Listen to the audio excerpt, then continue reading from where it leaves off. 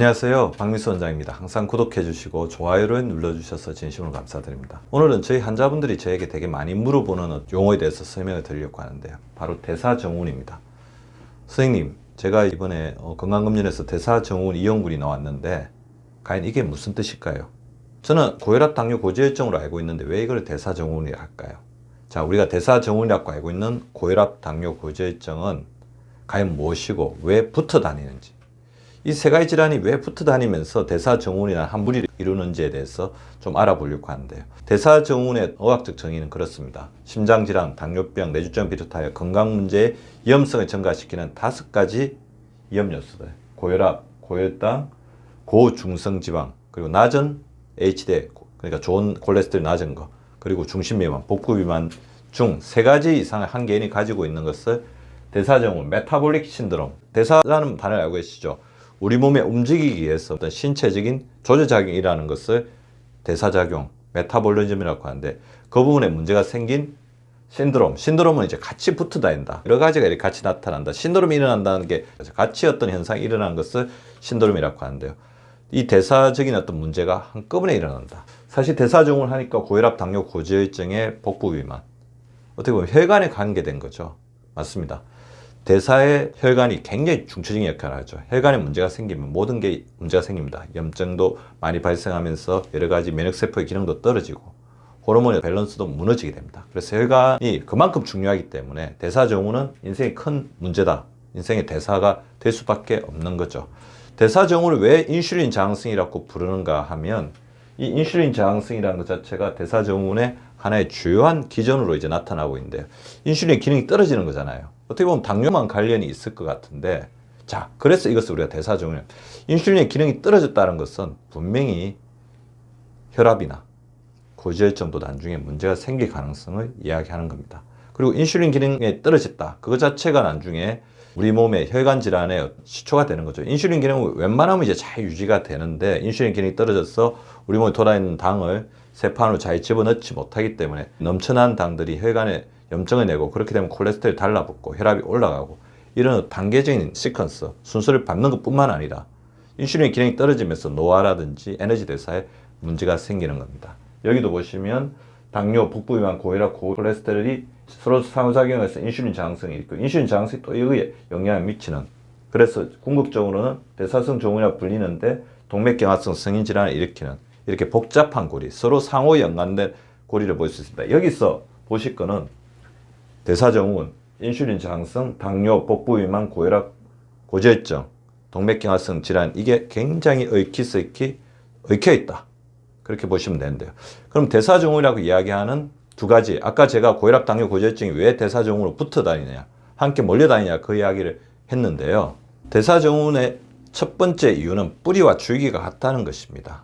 과연 무엇이냐면 생활 습관이죠. 한 개인의 자라나오면서 보고 느꼈던 환경의 영향 속에서 본인이 어떤 생활 습관을 선택하게 되는데, 그 생활 습관 자체가 대사증후군을 일으키는 생활 습관으로 간다는 거죠.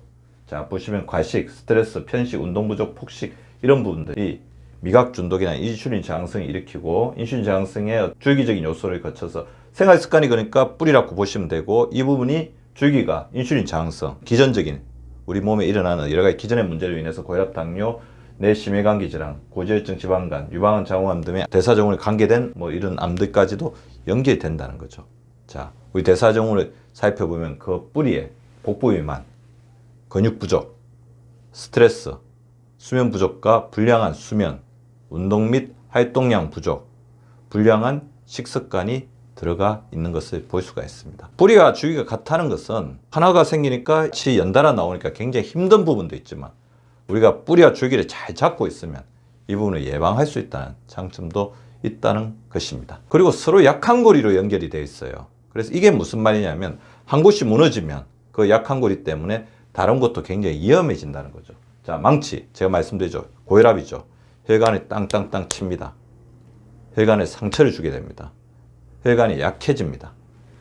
당뇨, 못이죠. 혈관에 찌르고 그것에 염증을 내어서 우리 여러 가지 염증인자들이 달라붙게 하고, 나쁜 세균이나 바이러스, 우리 몸에 있는 그 백혈구라든지 이런 부분의 염증인자까지도 같이 이렇게 접촉하게끔 하는 역할을 하고, 자, 콜레스테롤, 혈관을 막아버리고 피떡을 만들어서 언제든지 떠다니면서 우리 몸에 치명적인 위험을 일으킬 수 있습니다.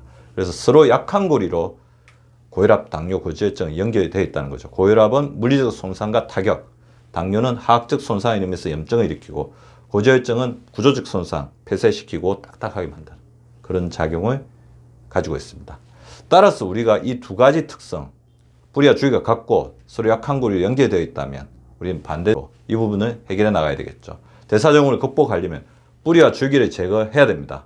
SSEN, 제가 센습관, 스트레스를 줄이고 충분한 수면, 엑서사이즈, 충분한 운동과 활동량, 좋은 뉴트리션을 가져야 됩니다. 약한 연골고리를 보수를 해야 되는데요. 자, 우리 고혈압, 당뇨, 고지혈증 중에서 특별히 지금 조절 안 되는 부분이 있다면 먼저 그 부분을 집중적으로 조절해서 어느 수위까지는 올려놓아야 됩니다. 그리고 어떤 한 부분에 문제가 생기고 있다면 빨리 그 부분을 복구를 해줘야지 그것을 방치했을 때 나중에 줄줄이 나머지 질환까지 생길 수 있습니다. 제일 나쁜 것부터 먼저, 그리고 먼저 나타난 나쁜 것부터 먼저 해결해야 우리 대사증후군의 늪에 빠지는 것에서 탈출할 수 있습니다. 대사증후군 극복을 위한 3가지 지표와 핵심 행동 3가지를 말씀드리겠습니다. 허리둘레 중요합니다. 남성의 허리둘레는 90cm 이상, 여성의 허리둘레는 85cm 이상이 안 돼도 노력해야 되고 여유있게 5cm 정도 여유를 두시기 바랍니다. 허리둘레가 늘어나면 우리 몸이 그만큼 대사증후군에 직행하는 코스가 되게 되어 있습니다. 허벅지 둘레 유지하셔야 됩니다. 나이가 들면서 허벅지 둘레가 빠질수록, 특히 갱년기에 지나서 허벅지 둘레가 얇아질수록 대사증후군이 발생하기 쉽습니다. 악력 굉장히 중요합니다. 상체 근력의 직결체라고 보거든요. 악력을 잘 유지한다는 건 그만큼 우리가 균형 잡힌 근력 운동을 하고 있다는 겁니다. 악력을 젊은 시절에 전성기 못지않게 잘 유지해 주시기 바라고요. 그러려면 핵심 행동 3가지 끊임없이 움직이십시오. 움직이고 제가 말씀드렸죠. 한 자세로 오래 있는 자세가 가장 좋지 않은 자세고 대사증후군을 일으키는 가장 나쁜 자세입니다. 끊임없이 움직이고 운동하고 활동하십시오. 단맛과 짠맛에 대한 통제력을 가지셔야 됩니다. 특히 우리나라 사람들은 중요합니다. 스트레스를 단맛이나 짠맛 음식을 통해서 풀고 있거든요. 단맛은 당뇨, 짠맛은 고혈압을 일으켜서 대사증후군에 직행하게 됩니다. WHO 권장량인 소금 섭취량 5g 이하로 드시기 위해서 국물을 드시지 말고 젓가락으로 식사하는 거 잊지 마시고, 될 수 있으면 정제 탄수화물 대신에 복합 탄수화물을 드시고 탄수화물을 단백질로 대체해 주시기 바랍니다. 스트레스는 줄이고 장과 휴식은 늘려 주십시오. 어떻게 보면 우리 한국 사람들의 급박하고 경쟁적인 환경 자체가 우리 대사증후군을 불러일으키고 있는지 모르겠습니다. 이 제가 말씀드린 3가지 지표와 핵심 행동 3가지 반드시 명심하셔서 대사증후군으로부터 우리를 끊임없이 지켜나가시기 바랍니다. 구독과 좋아요는 박미수 박사 TV를 지속시키는 생명력입니다. 많이 구독해 주시고 좋아요를 눌러주시기 바랍니다. 항상 감사드립니다.